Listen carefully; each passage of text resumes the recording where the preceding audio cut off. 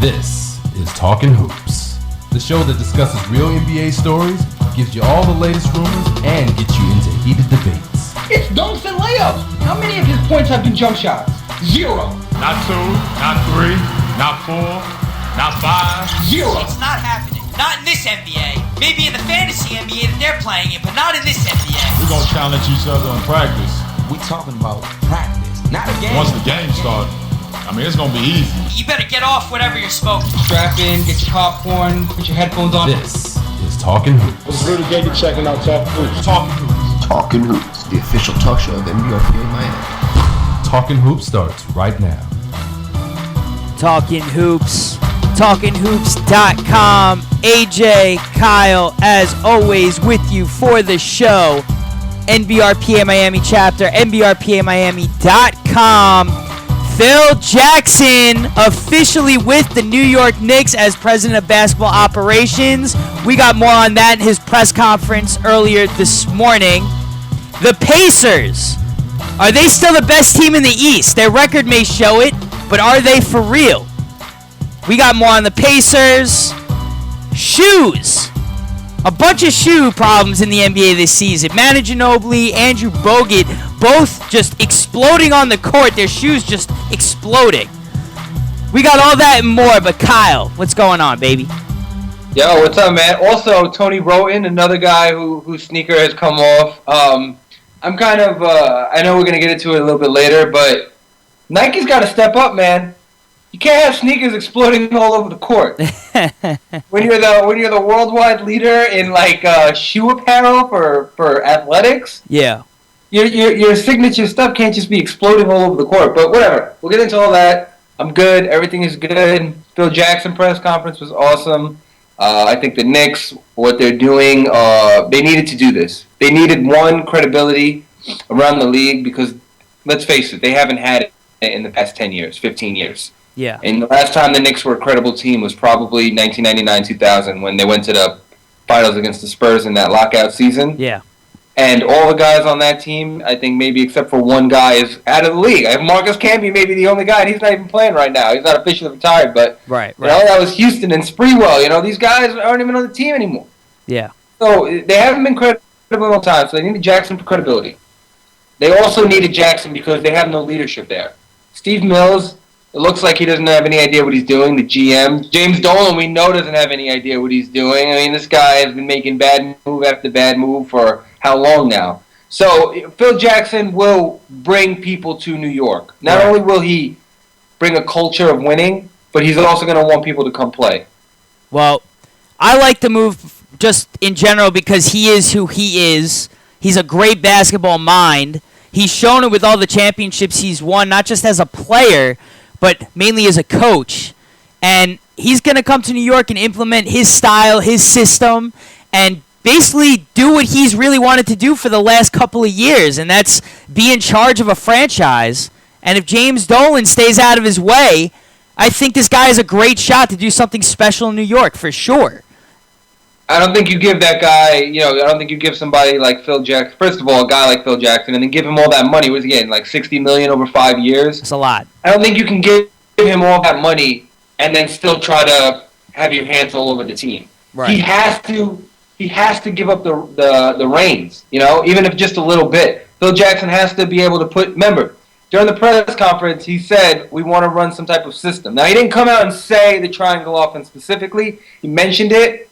But the Knicks are going to have some type of system. Right. They need it. They need structure, okay? Because this Mike Woodson thing is not working. Whatever Mike Woodson is running, I don't think it's even a system.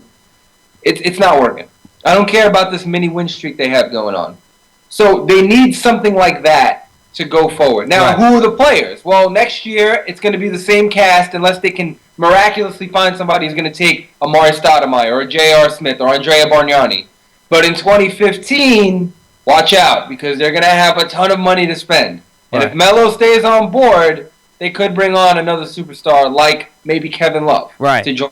And now, interesting enough, Melo came out and almost sounded like he was staying in New York. He didn't obviously say that, but he was all for changing his game to what Phil Jackson wants.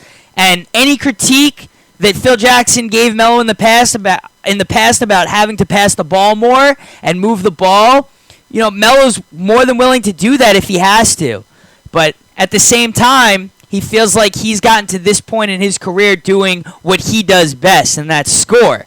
But he says if Phil Jackson thinks that if Melo changes his game and it will help him win a title, he's all for doing that. So right there, Melo's on board with this no matter what, whichever way you look at it. And it just kind of sounds to me like he's now kind of thinking maybe staying in New York might be the better way to go. Well, if I'm Melo, I'm saying, look, he's not a young guy anymore, okay? If I'm Carmelo Anthony, I'm saying, well, look, I've been playing my style of basketball my whole career, and where has it gotten me? Right. Nowhere. And you can't blame the current Knicks roster because last year they had a great team and they couldn't get past the second round. All those years in Denver, he had really good teams in Denver. It's not like he was on a bad team every year in Denver. There were years that they had a very good team. Right. So his style of play is not working. It's not working. How long do you keep going until you finally say, look, I'm going to try what somebody else wants to do? Right. If you got to see what personnel he brings around Carmelo Anthony. That's what I'm most interested in, is who does Phil Jackson, because the fans, all they want are big names, right? Look, I'm a Knicks fan. Kevin Love, boom, I want him. But does Phil Jackson see that working in whatever system they implement? Will a Kevin Love, Carmelo Anthony combination work? Right. Maybe it won't. I want to see who he brings in come 2015. Right. Who are the pieces that he thinks will best complement Carmelo Anthony? Right. And now let's go to the press conference, his opening statements on the type of team that Phil Jackson is looking to build in New York. The franchise that developed a team back in the 60s that was consistently playing team basketball for 7-8 years, which some of the teammates that we have over here can attest to, and also a couple championships that we have.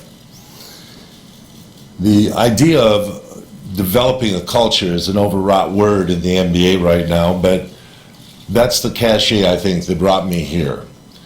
That there are things I believe that players should have that's important for them. They should have the security of knowing that they're going to be supported by the organization, the coaching staff. It's a very tenuous world, as it is to be a player. And so putting yourself on the line, you need to have that support.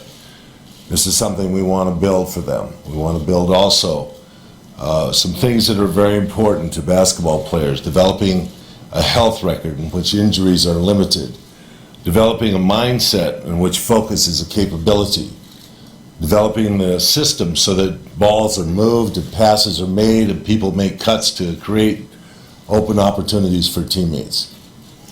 These are things that are important to me.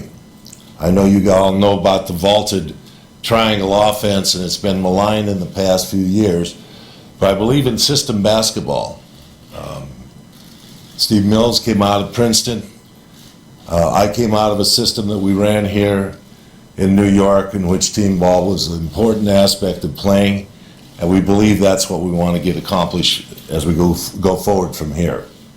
So he's big on the team basketball aspect. At least a handful of times he said that word, team basketball. Right. I feel like he was trying to drive home that point that, hey, one guy is not going to be winning games here. I feel like he really tried to make it a point that, look, we're going to need a team. Carmelo Anthony, he's not going to be taking 30 shots a game. It's not going to happen. Right. He could score his 25, but he's not going to do it on 25 shots. Right. No, so, I agree. And I just like that Phil Jackson, he knows what he wants to do immediately. He's almost had this in his head. This is how he would run a franchise. He's bringing his coaching skills into the front office. And he's, even with the personnel there, he's going to decide what guys want to be on this team and play team ball, whether it's in the front office, whether it's on the court. He's going to put the right players with the system that he thinks is going to win. And like he said, we haven't seen the triangle offense in a long time, since he's last been in the league. So I think it's going to be interesting to see how he just implements all this onto the court. There's again, he didn't say that he's going to put the triangle offense in. He just stressed that, he mentioned that Steve Mills came out of Princeton. Maybe they run the Princeton. There's different offenses. You don't have to run the triangle. Maybe the triangle offense says, look, if you commit to Carmelo Anthony and say, look, we want to re-sign you for 5 years. Right. and the triangle offense doesn't work for your superstar, you can't force it on your best player. You know, if it doesn't work, it doesn't work. Right. But to have structure there, that's what I think he's stressing so much. And I think that's a jab at Mike Woodson. You know, he's saying, if he's coming out and saying we need this, we need to do this, that means that they don't have it already. Right. That means they don't have team basketball going on already. They don't have structure already on the team. And I think you can't come out and say, Mike Woodson, you're doing a bad job, or Mike, look, I'm going to be looking for a new coach next season, because the Knicks are in the midst of a playoff run. They're trying to make the postseason. Right. If they miss the postseason, it doesn't benefit them at all. They have no first-round pick, so they have to make the play. He has to come out and support Woodson. Right. But after this season, I don't care if the Knicks go undefeated for the rest of the year. He's gone. I cannot see Mike Woodson staying on this team. Right. Not after everything that's happened this season, players coming out, reports surfacing that they're not happy with Mike Woodson, guys not showing up to play. Right. Well, here's his remarks on Mike Woodson. We'll go to that right now. Mike has shown that he's a very good basketball coach. He's had a difficult season. He's turning this team into a contender for the playoffs. Hopefully he can make that happen. And we'll have discussions at the end of the season with Mike, considering going forward. So he's leading up to the playoffs, I think. And that's why, we talked about it a little bit before the show, but I think the playoffs and what type of a coach he thinks Woodson can be with what he's trying to implement, I think that's what it's really going to come down to. He's got to see this team play out the rest of the season and make his decision. Well, if you remember, the Knicks picked up Mike Woodson's option for 2014-15, which means next season. But if he's coming out and saying that we're going to talk to him after the season about going forward, that means that, okay, fine, we picked up your option, but we may pay you to leave. We may just pay you and you can go right out the door. We'll give you your $3 million or whatever he's due next year. Right. And we're going to find somebody else. He did not commit to Mike Woodson. He did not say, look, we have Woodson until next season. We're going to stick with it. He didn't come out and publicly support him. He said we're going to basically reassess after the season. Right. So he's not safe. I can't see, unless Woodson brings this team to the Eastern Conference Finals or to the Finals or something, I just can't see him staying. If you're coming in there and you're wanting to start anew, it's why been a rough keep the season, old though. regime? I feel bad for Mike Woodson because of what he's gone through, and we could go back and forth. There's a lot of people that say it is his fault. There's a lot of people that say it isn't his fault for what happened. But for what, we'll see. Look, the Knicks play the Pacers tomorrow. Are they going to beat them?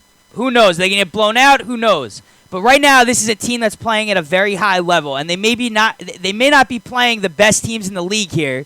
They are blowing them out. They're doing what they're supposed to do.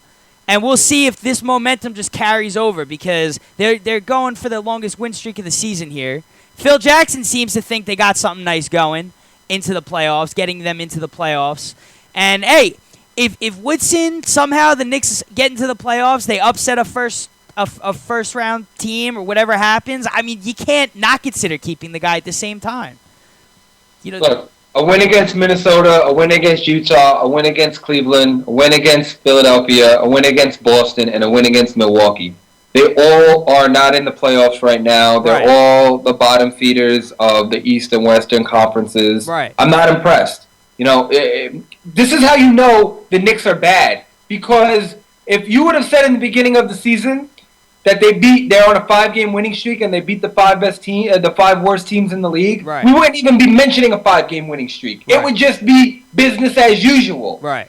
But things have gone so poorly that Knicks fans have to grasp at the idea of, wow, we've got a 5-game winning streak. We beat Milwaukee. It's like such an accomplishment now to beat Boston or to beat Cleveland. And that shouldn't be. Again, though, you're right. But again, it's not like they're beating these guys by 5 points. Every single one of those games was a blowout. You're literally talking about the worst teams in the league. Literally. No, they were right, but they're also the worst teams in the league. Where look, the Heat lost to the Jazz. It happens. It happens. But I'm saying the Knicks blew out all they're beating these teams by so many points. These are the worst teams in the league. Agreed. But they did what they're supposed to do, the worst teams in the league, which a lot of other teams... If they're supposed to do, then it shouldn't even be a big deal then. And we talk about we talk about these teams that really have no playoff hopes and have nothing to fight for. They come out, they're the ones that it doesn't matter if they get blown out or not. They're the ones that end up giving you a big fight. They're the ones that end up making it a close game or beating you. Because again, you said it a million times. Teams like this, they have nothing to play for at this point. Yeah, what's but Boston playing for right now? A team like Milwaukee could really get up to play a team like Miami or Indiana. It's like, wow, these are the champs, or these are the conference leaders. We want to show the world that we're not a pushover. We want to show the world that we're better than our record, that we can beat the elite. The Knicks aren't even a playoff team. So who's going to want to get up and play the Knicks? So if you're 20 games under 500, I'm not going to get hyped for a team 15 games under 500. It's like, who's worse, me or you? But if you're playing a legitimate team, I can see you getting up for that. Well, look, tomorrow's a big test, all right? Tomorrow they play the best team in the East. So tomorrow's a big test. Let's see how they hold up tomorrow, I guess, against Indiana. But I think that's a great test to see is if this win streak is for real or if it's just whatever. But then there's all those fans going, all right, so they beat Indiana. Indiana hasn't been playing well as late. I mean, there's always going to be something. It doesn't matter. But the team's playing well as of late, whether they're beating crappy teams or not, they're winning. So that's all that matters right now. Right. Now, Atlanta's winning also. All that matters is W's. You're right. And Atlanta's winning also, and that's not helping them right now either. Atlanta needs to start losing if the Knicks are looking to get into the playoffs. That has to start happening. Atlanta and Charlotte are the two teams that they have to really stumble for the Knicks. Because look, the Knicks put themselves in this hole. You know, they put themselves in this hole. They do not control their own destiny. They have to hope that other teams lose so that they can get in.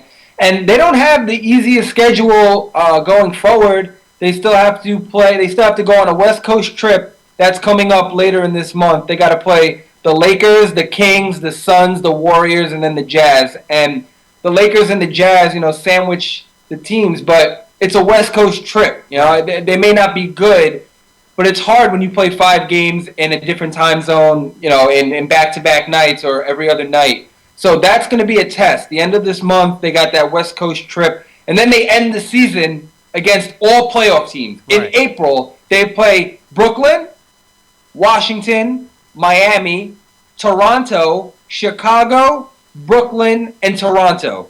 Every one of those teams is an Eastern Conference playoff team. Right. So then when they return from this West Coast trip, it's all business. There's no easy games because those are all playoff teams. Right. It may be the Eastern Conference, but still playoff teams. Right. So it's not easy. They don't have an easy schedule. They have no layups after that Utah Jazz game on the West Coast. Uh-huh. So that's where you're going to see how good the Knicks are. Right. This is it. It's game time. Right. And Indiana... It's go home. It really is.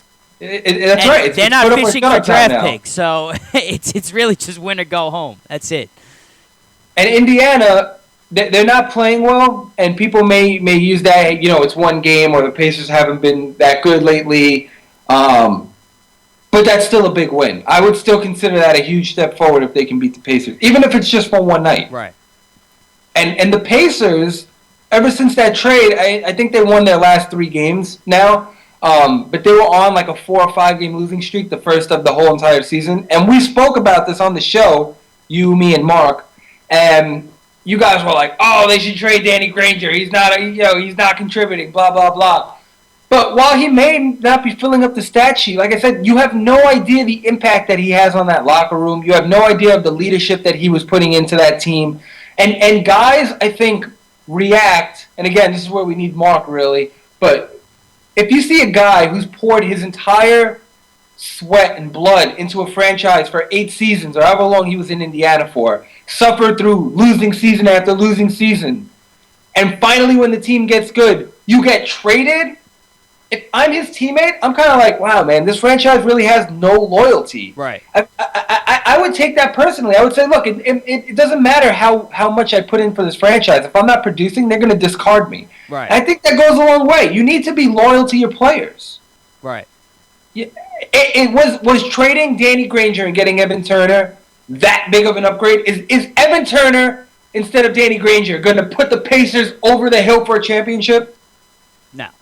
I mean, how big of a move was it? I think on paper, It's easy. Turner is a better player than Granger this season. Easy. Especially this season, yeah. Especially but, this when you look at the Pacers and the other moves they make, they're not really panning out for them right now. They did take Andrew Bynum, and people say, well, that was a way to keep Miami from getting him, which may be true. It may be true, but Bynum's already having knee problems, and I know that they're fine with it. They know what they signed up for with Andrew Bynum. Frank Vogel acknowledged that, but he's already not going to be playing probably for a couple games. He may not even play the playoffs if his knees keep swelling up. You can't throw someone out there like that. And then Evan Turner, they got to figure this out because when he first came, they won their first 2 games, I think, with Evan Turner. The trade's looking like, wow, this is a good move.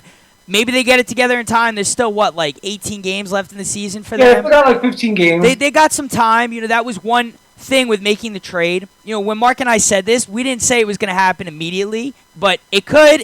There's times when things happen, but to just get Evan Turner going, coming off the bench, playing some point guard, whatever he's going to do for them, whatever they want from him, I think it may take a little bit of time. He's coming from Philadelphia, first of all. He's coming from a team that just lost 21 straight. I mean, it's not exactly the best situation in Philadelphia. His numbers look much better because look who's on that team. Other than Michael Carter-Williams, you're looking at just a bunch of guys. Thad Young, Evan Turner, and then at the time, Spencer Hawes. But it's still, these guys, they weren't really a solid playoff team. This team, they have no bench. This team wasn't going anywhere. So here's my concern. I know that they won their last 4, but the last 4, again, the teams that they beat, Sixers, Detroit, they played the Sixers twice. Right. They had Detroit and Boston. Right. But if you look at their 4-game losing streak, which happened right before that Boston game, all playoff teams they lost to. Charlotte, who's a playoff team in the East. Right. Golden State, Houston, Dallas. They didn't play well against these teams. Right. Not to mention again, the last 2 games Bynum had played for them, and he played pretty well. He had 15 points and 9 rebounds the last game, and his first game he grabbed 10 rebounds and he had 8 points. He had a pretty solid 2 games for the Pacers, and now he's out. So right there, a guy that just averaged that in 2 games is not even playing for them now. He's getting an MRI. So there's a lot that factors into this. I think Bynum was the difference maker in the last 2 games because of his stat line. That just shows you that. I mean, this guy's productive, and it sucks that he's not going to be healthy. He's never going to be healthy.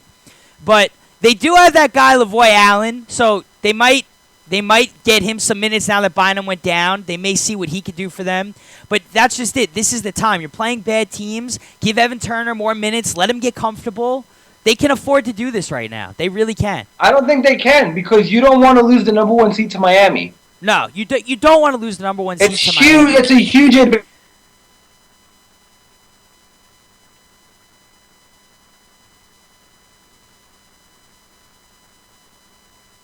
You want the crowd at your back. So I don't think they have the luxury of experimenting. They don't have the luxury of trying to see if Evan Turner is going to work out or what role is going to be best for him. Right. And again, if some games I see Evan Turner playing only 12 minutes. Right. You traded your longtime captain and everything to bring in a guy to play 12 minutes? Evan Turner, to me, is a guy... See, there are some guys that can come in and play 10 minutes and be very effective in those 10 minutes. Right. There are those players that come in, play very short times, but they're very... Darren Collison on the Thunder is one of those guys. They come in, they're effective immediately. Right. Their imprint on the game is there. Right. To me, Evan Turner is not that kind of guy. He needs 25 to 30 minutes to get his 18 points and 6 rebounds and 3 assists. Right.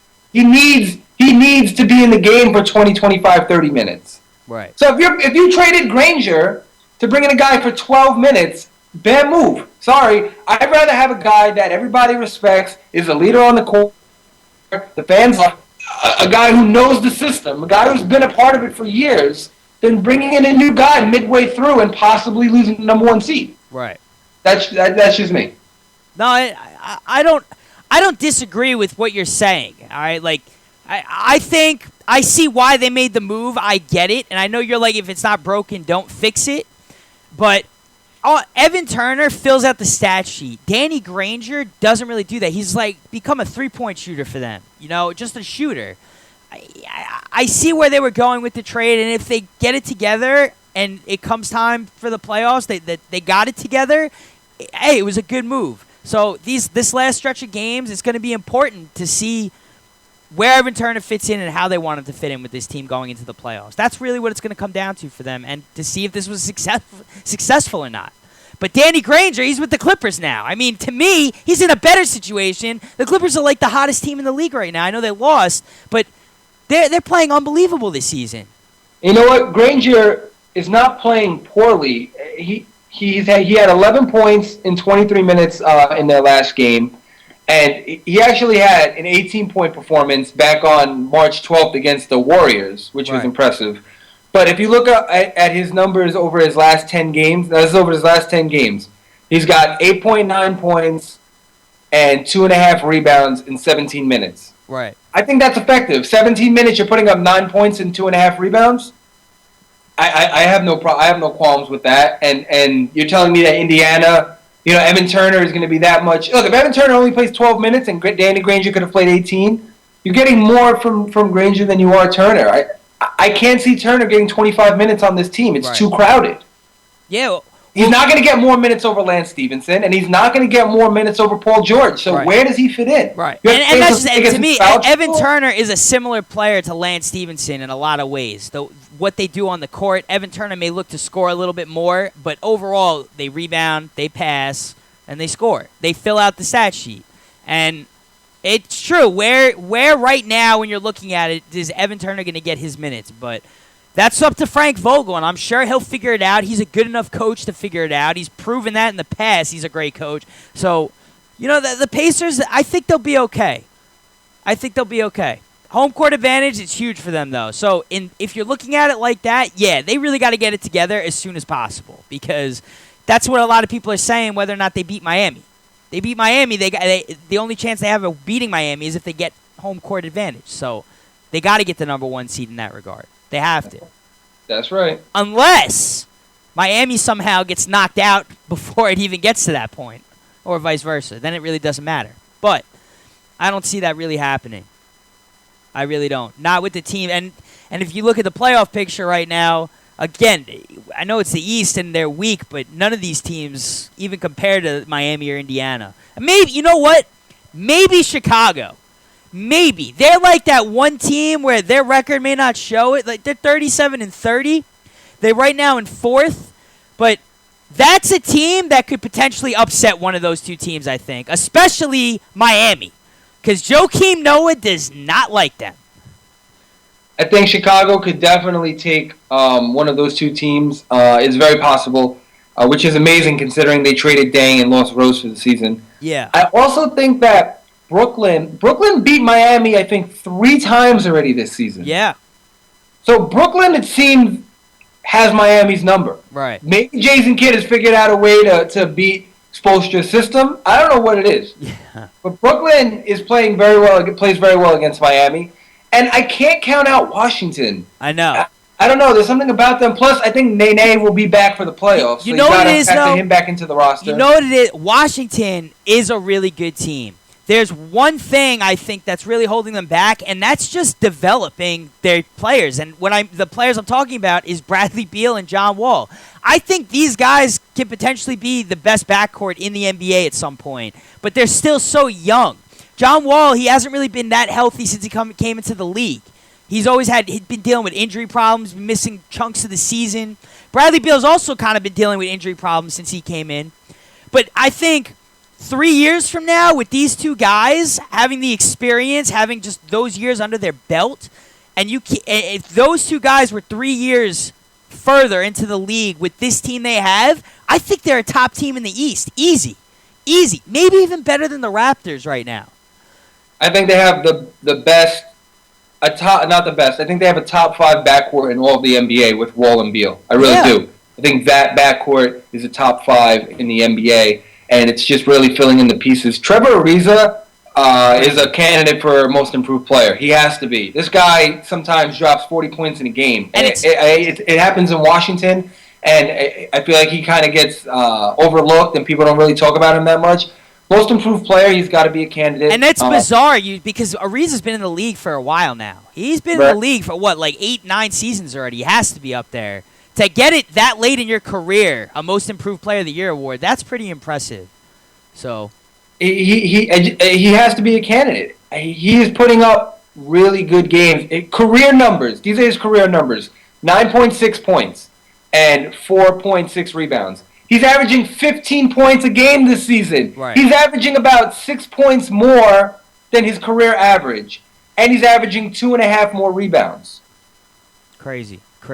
He is having a great season in Washington, and he gets overlooked a lot. He definitely does. So when you put that in, Nene is hurt. He can come back. Trevor Booker is a great player off the bench. They have great complementary guys off the bench in Trevor Booker and Chris Singleton. So Washington can beat Indiana and Miami. Will they? Probably not, but I think the possibility is there, and so is it for Brooklyn and Chicago especially. Yeah, definitely. All right, we're going to take a quick break. When we come back, it'll just be me. And we will signing off. We will talk more about the playoffs, what team's looking good, what team's not looking so good, who's going to get the last spot in the East, all that and more, so stick around. We'll be right back. And Kyle, by the way, happy St. Paddy's Day, baby. Oh, thanks so much. Thank you. All right, stick around. We'll be right back.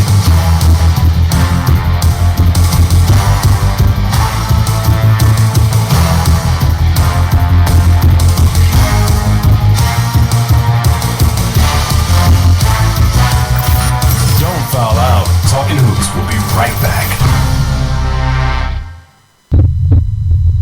I'm Mark Sanchez with a message for women. This is the actual sound of my heartbeat. I'm sharing my heart to let you know that the symptoms of women's heart attacks can be different from men's. Please learn more. All it takes is a few minutes of your time in return for years of healthy life. That's a deal even my agent couldn't negotiate. Cover your heart. Learn more.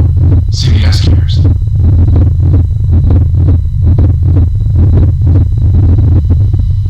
The new free CBS radio app streams your favorite CBS radio stations, as well as all your favorite AOL and Yahoo music stations directly to your iPhone, iPod Touch, and BlackBerry Bold. With 30 genres of professionally programmed stations at your fingertips, you can hear whatever you want, whenever you want. Stations like K-Rock, 1010 Wins, WFAN, AMP, and over 600 others. Now you can easily take your favorite stations with you on the go. The CBS radio app is everything you wanted from streaming radio and a whole lot more. Go to cbsradio.com/mobile to download your app today.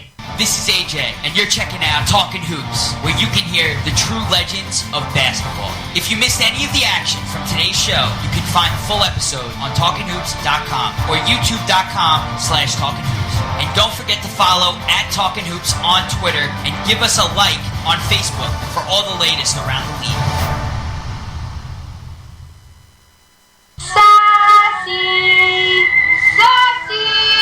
This week's episode, Bobcat in the Cave. Gosh, Johnny, playing in the cave sure is neat. Oh boy, a kitty cat. Sassy, the kitty cat's yelling. What, Sassy? It's not a kitty, it's a bobcat? Speaking of cats, you'd like to stress the importance of adopting cats from animal shelters? Over 5 million cats go into animal shelters every year? Millions of healthy cats to choose from. It's a shame more people don't adopt from shelters. This bobcat, Debbie. Help, Sassy! Why bother? We'll just get into more trouble tomorrow. What's that supposed to mean? Oh, nuts! Sassy is brought to you by the Ad Council and the ShelterPetProject.org. Remember, adopt. My dream is to become a mechanical engineer. My dream is to be a ballerina. My dream is to be a veterinarian. I want to be a chef, truck driver, a teacher, a shoe designer, professional skateboarder. But right now, I'm just a kid. Just a kid. I'm just a kid. I'm just a kid ready to be adopted. Ready to be adopted. I'm just a kid ready to be adopted. For the facts about adopting a child from foster care, contact the Dave Thomas Foundation for Adoption. Hey guys, this is AJ. Want to talk more hoops? The greatest show is overtime. Check out TalkinHoops.com. catch ya on the rebound. Welcome back. About 15 players in the team. 14 get along. Now here's a guy who likes to dunk. But it's 8.5-foot ring. Take it away, EJ. And we are back. Talkin Hoopz, talkinhoopz.com, NBRPA Miami chapter, NBRPAMiami.com. Check them out. It's just me now. Kyle is officially out for the night. So we're going to get back into the playoffs discussion here. We got a lot to go over. First of all, is Atlanta going to continue this win streak they got going here? And I'm looking at them right now. And, yeah, 4 games. They got 4 games going. They hold the 8th spot. They're 30-35. They don't have Al Horford. He's out for the season. It's going to be tough for them to hold that spot, for sure, because the Knicks are on a tear, as we talked about earlier. They've won 6 straight. It's going to be difficult for Atlanta to keep this momentum going. And if the Knicks even can keep their momentum going and keep their win streak alive, that's yet to be seen. But Atlanta also has a pretty favorable schedule, and they've proven that they can beat some solid teams. So it's going to be interesting. But they weren't playing well before this 4-game win streak. So it looks like they know New York's coming up behind them. New York's pretty much solidified that 9th spot at the moment. They really isolated themselves from Cleveland and Detroit, who's both, I think, now like 3 games behind them, 2 games behind them. So it's going to be interesting to see what happens with that 8th spot in the East. And then you got teams like Boston, Philadelphia. They're done. It's time. It's called tanking. It's time to tank. It's time to try and get a top 3 pick in the draft. And obviously both teams would love that number 1 spot, and they both have great potential to get that number 1 spot. So with that being said, they're in tank mode, and I don't see too much happening in the season with them. And, of course, the Lakers, they've officially been eliminated in the West. They're out of playoff contention. So they're just playing guys. Actually, Nick Young came out and said it's important for him to get back because he wants to spend more than just 1 season in L.A. He hopes to be back with the team next season. So he knows he's got to be on the court to showcase his skills. And that's important for Nick Young to get back for the Lakers. But other than that, they're done. You're going to see a lot of scrubs playing. They're younger guys, Marshawn Brooks, Kent Bazemore. Those 2 young guns, they're going to get a lot of time in D'Antoni's system. And I'm sure fans aren't too happy just because now Phil Jackson is in New York. His whole fallout with the owner in L.A. and everything going on with that is now getting to the team. Kobe Bryant's come out and made some comments about Phil Jackson, and Magic Johnson was kind of coming out and trying to get Phil Jackson to stay with the Lakers. So the Lakers are kind of a team in disarray right now. I don't think they really know what's the next step for them. You know, they got some free agents this summer. Pau Gasol, one of them. That's a lot of cap they'll have to go spend elsewhere. And, of course, they've been mentioned as a potential landing spot for Carmelo Anthony. So, again, the Lakers, they got to make themselves as appealing as possible this coming offseason to guys like Carmelo Anthony. But I really don't think, after Phil Jackson's speech today, if Melo heard any of it, I really don't think he's leaving New York. So the Lakers are going to kind of be out of it for a while.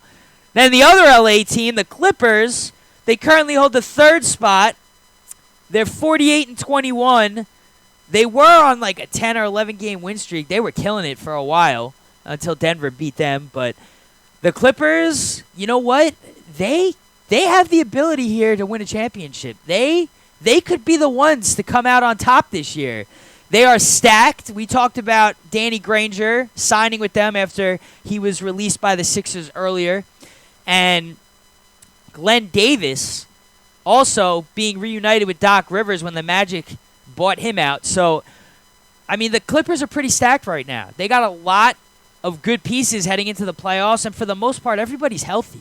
Chris Paul's healthy right now. Blake Griffin is playing the best basketball of his career.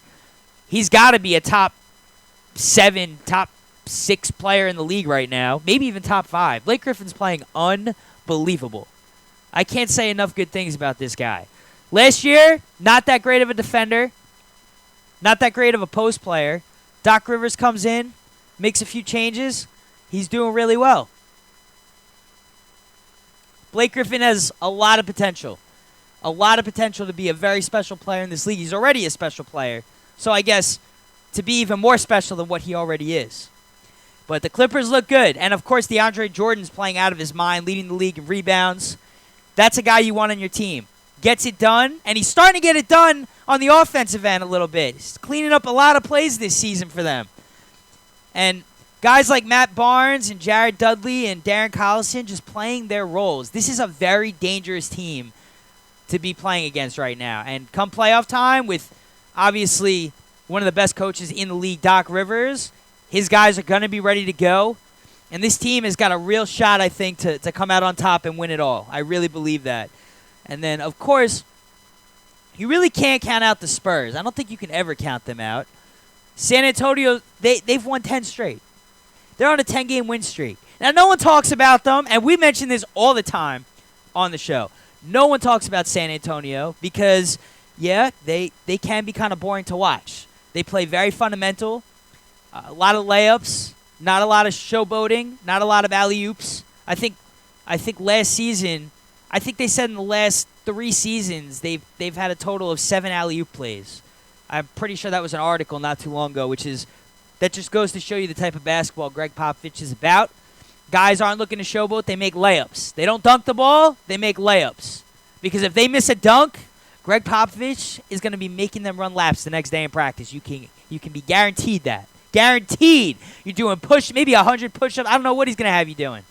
But you don't miss layups, you don't miss dunks when you're the San Antonio Spurs. Very good team. And, of course, Tim Duncan, he knows he doesn't have a lot of time left. The big fundamental does not have a lot of time left. So he knows he's got to win a ring either this season, next season, and pretty much call it a career. So, and you know what? That core group of guys doesn't have a lot of time left. Ginobili's also on his way out. And Greg Popovich is, Coach Greg Popovich said, when Duncan's out. He's done. When Duncan calls it a career, he's calling it a career. And that'll be interesting to see who the Spurs bring in as their new coach. And if Tony Parker ends up staying with the franchise, he becomes a free agent in 2015. Another point guard that no one's talking about. Yes, he's a veteran. Yes, I consider him to still be in his prime, even though he's in his 30s. I still think he's towards the end of that prime part of his career. But he's still technically in it, I think. And I think teams are going to be looking, if teams that are in need for a point guard, they're going to be knocking on his door. Because he's still got a lot left in the tank. This is not like a Jason Kidd who's got like 1 or 2 seasons left. He's got at least another 6-7 seasons left in him, Tony Parker, to at least contribute and be a solid factor to whatever team he decides to play for. So the Spurs, they're always in it. They're number 1 right now. They're the best team in the West. So they're 1 game ahead of Oklahoma City. They're 50-16 on the season.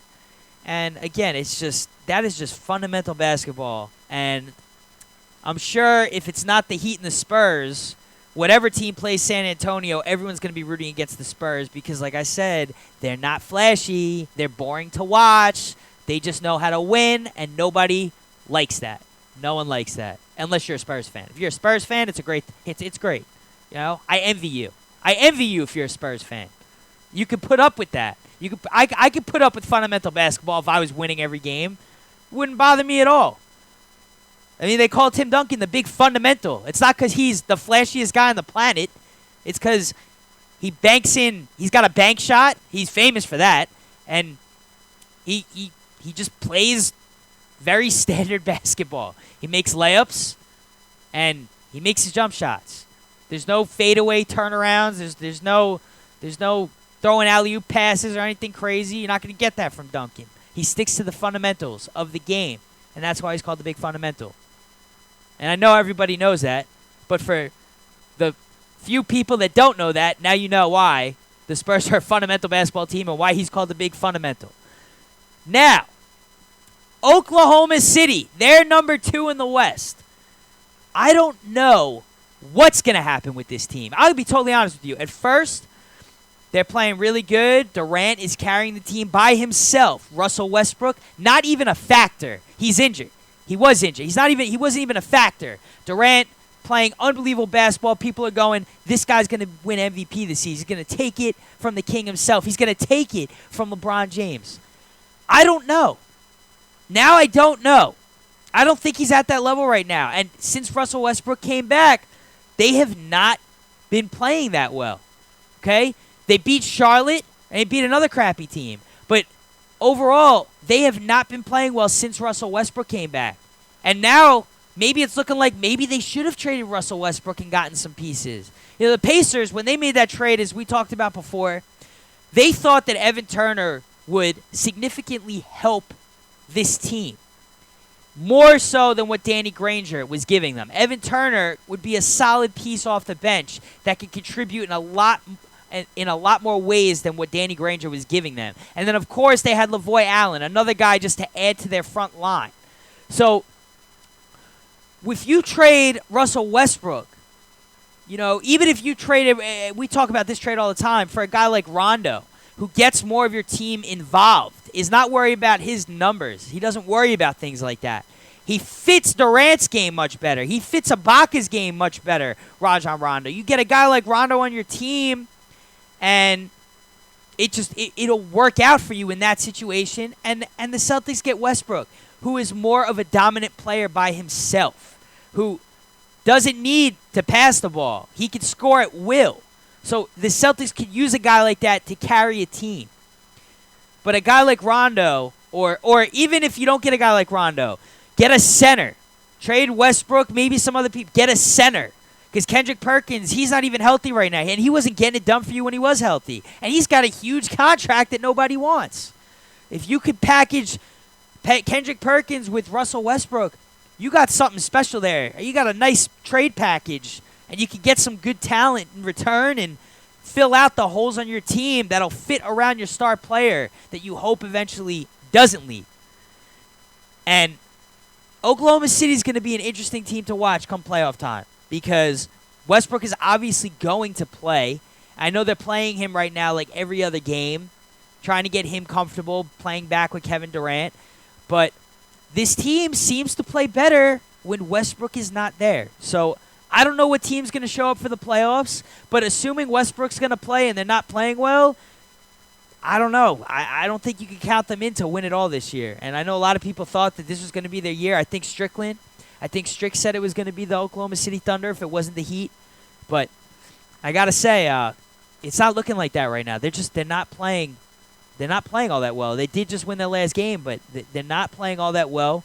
Yes, they have 49 wins, but like I said, I think they won like 2 out of their last 7, and that's not good for a team that was in first place in the West. So they got to get their act together. And then Portland, we go to Portland. We talk about the Trailblazers, a team that looked like they were holding the best record in the NBA for a while. They are now in the 5th spot, 43-24, also not playing that well. So they got to get it together. They lost their last game. And I've been watching Portland. Portland just they just had a team meeting. They got to get guys back on that same page because they are a deep team. But in terms of final experience, I think you got like Mo Williams. I think Mo Williams is the only guy on that team that's actually been to an NBA Finals. Everybody else, you know, there's no finals experience there. There's not a lot of playoff experience there either. So I think it's going to be hard for Portland to accomplish what they're trying to accomplish when all these guys are slowly getting off that same wavelength. They got to get back on that same wavelength. They can't get off it. You know, the boat's starting to rock there. Guys are starting to fall off the ship. They got to fix that. You know, Damian Lillard, his numbers have dropped back a little bit. He's not as productive as he was, and that's just from being a fantasy owner of him. You know, Damian Lillard, he was playing much better earlier in the season. Kind of slacked off as of late, and I don't know why. You know, I don't know what it is. And this is a former Rookie of the Year, but when he has a good game, they play well, and that's usually the case with a lot of teams. When your point guard has a good game, I mean, that's the engine to your car. So without an engine, the car can't move unless it's being pushed. When a certain guy has to carry a team on his back or something. So Damian Lillard, he's got to get his act together, clean it up. And it's not like he's playing bad. He's not playing bad by any means. He's just not playing at that high-intensity level that he was playing at earlier on in the season and before All-Star break. So, Damian Lillard, get back on track. Get your teammates involved a little bit more. Get everybody back on the same page because he's the quarterback of this team. So, he's got to get it done. He's got to get it done. And now looking at the 8th spot in the West, that's Memphis right now. Memphis, 39-27. Now, they've looked better, but the whole season with the new coaching change, and they didn't look good. And then Marcus Gasol got injured. It was rough. It was a rough go-around for them. But they're holding on to that 8th spot, 39-27. The Wolves are trying to make their push for that. They're 33-32. I mean, the West is just a totally different animal than the East. Phoenix is 38-29. They're Memphis and Phoenix. Phoenix fell off too. I don't think people thought they would even have 38 wins right now, but they were playing so well, and it's just a shame to see them kind of start to fall and slip. And I know they just lost to Brooklyn last night, but that's another team that they could get that 8th spot. Memphis, they could keep moving up. They did win their last game. And Dallas is at the 7th spot. They're 41-27, and that's crazy. Dallas is in the 7th spot, and they're 41-27. They're in the 7th spot. The 7th spot in the East is Charlotte. They're 33-35. That just shows you. And everyone talks about this. The West is just a different animal. It just is a different animal. And then the one team that I think is a big question mark is the Houston Rockets in the West. And they sit at number 4 right now. They're 45-22. They won their last game. They've been playing much better as of late. But they're a beatable team. There's still a lot of holes. Despite having 45 wins, there's still a lot of holes with this team. It could be a mental thing. And, of course, Jeremy Lin, not the same player he was in New York. Not even the same player he was last season for the Houston Rockets. James Harden and Dwight Howard and Chandler Parsons. That's the focal point of that team. Those 3 guys. It's Jeremy Lin is not even a factor.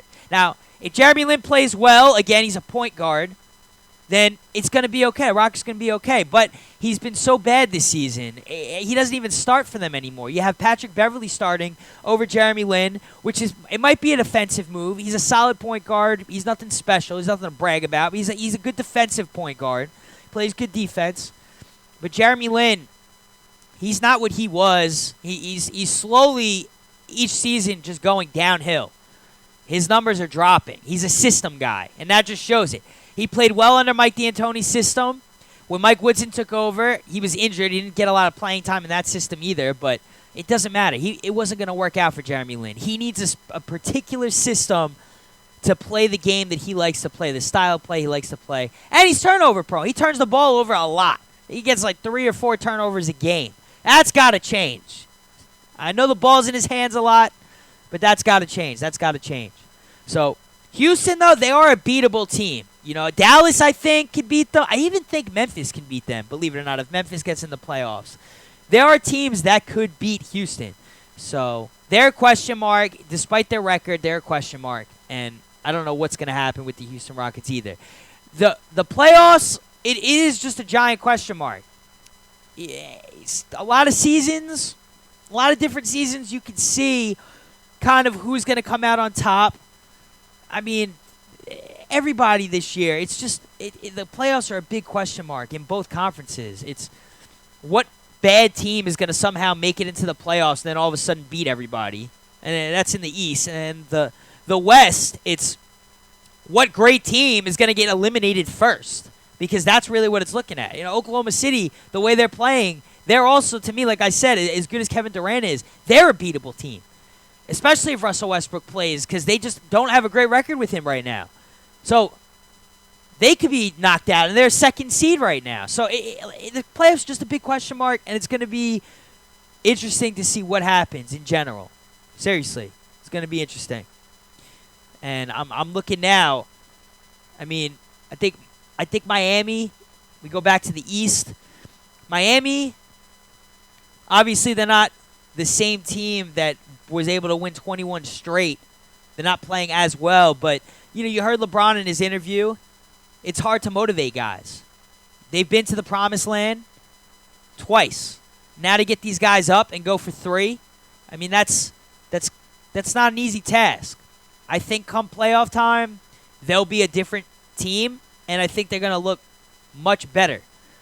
But if they think that they can just coast through the playoffs, they're crazy, because that's not going to happen. There's too many teams out there that, look, like Kyle said earlier, Brooklyn, for whatever reason, has their number. Toronto, another big surprise. Kyle Lowry, one of the best point guards in the league right now. If he goes off in the playoffs, forget it. Toronto is another underrated team. They could potentially not. They're 3 seed. They're the 3 seed right now in the East. They could potentially knock Miami. They probably won't, but they could. I wouldn't be surprised. Toronto's one of those teams, man. They're a surprise team. DeRozan also. They really got 2 All-Stars on that team. So, that's a team, especially in the East, that hey, they can surprise people too. But Miami, if they don't coast, I still think they're the team to come out on top, even past Indiana. You're talking about LeBron James, the best player in the game right now. Still ranked the best player in the game. And I'd like to say, LeBron is the greatest player. He is. I don't think there's one thing he really can't do. But I think he averages like 4 or 5 turnovers a game, or 3.5, 4 turnovers a game. I'd say, as LeBron James, if there was something that he should work on, because every year he works on something, he ups his shooting percentage, I would say it's turnovers. Especially this season, I've noticed he's got a couple of games where he once had like 7, 8 turnovers. I know the ball's been in his hands, but at the same time, I just feel like, look, you're the greatest player, no excuses. Come out on top.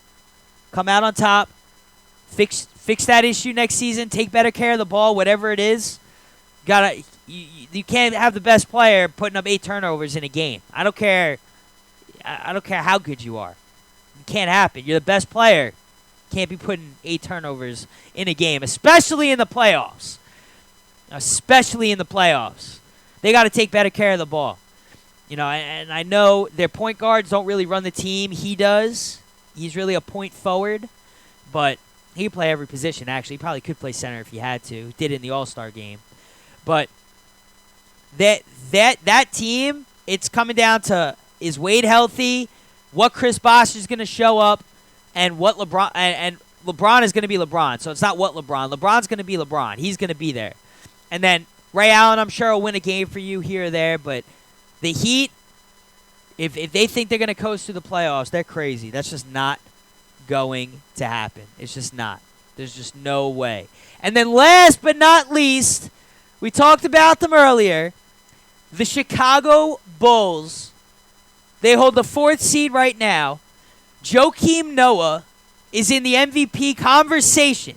He's been praised by some of the best coaches in the game, including Greg Popovich. So, Noah, anytime you have an MVP caliber player on your team, I think you have a chance to win. But they have, in my opinion, the best coach right now in the league. A guy that's figuring out a way to win with absolutely nothing. He's making guys play better. Jimmy Butler's playing unbelievable. They don't have Derrick Rose. They don't have Luol Deng anymore. They got Andrew Bynum in that trade. He's not with them. He's injured on the Pacers. So they're playing through Taj Gibson. They're playing through Joakim Noah, DJ Augustine, who they picked up, who was waived by the Raptors to make cap space to sign another player. They picked up DJ Augustine, who's been playing out of his mind, by the way, and good for him. Good for him. He's found his home. They added Jimmer Fredette, who I think is really going to come through for them in the playoffs. I think his game fits their style perfectly. A guy that can space the floor and shoot. Chicago is a different animal in the playoffs. They upset the Nets last season. I know they were the 4th, 5th seed. I think the Bulls were the 5th seed. They upset the Nets, who were the 4th seed last season. So I like Chicago to upset one of the big guns. If they get them, if they get that far, I don't think they'll win it all, but I think they'll surprise a lot of people.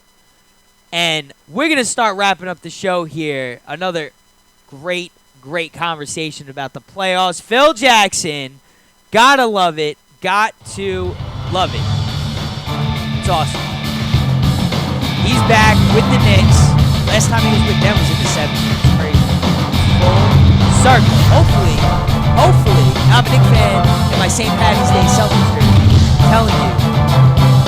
Phil Jackson. That's what I'm telling you. Phil Jackson. Everybody's coming to you. Strickland called me crazy. Kyle called me crazy. Every play. LeBron James is now considering playing in New York. That's at least reports. We'll see. NBRPA Miami chapter, NBRPAMiami.com. For AJ, Strickland, we'll catch you guys on the rebound. Until Talkin Hoops comes back into play, stay connected by getting at us on iTunes. Keep up to date with all the latest basketball news and rumors and check out all our shows by logging on to TalkinHoops.com. Catch you on the rebound.